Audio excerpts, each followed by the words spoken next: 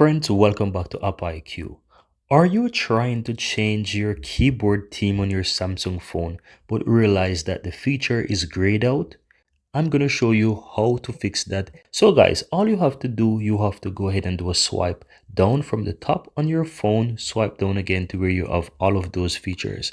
And if you're using the dark mode, that is why it is grayed out. So first you want to tap on disable the dark mode on your phone and then go back to the settings. So let me go back into my settings here. My phone is in light mode and let's go all the way back to the general management. Now if I select the Samsung keyboard settings and scroll down, you will now realize that still I have the theme not disabled, but in order to ensure that this is enabled, just simply disable the eye contrast keyboard. And now all of that issue is solved. So if I now tap on the theme, you realize that now I have the solid option here, I have the dark option here, and I also have the solid dark. So I can choose between whichever keyboard theme I want to select, and that's it.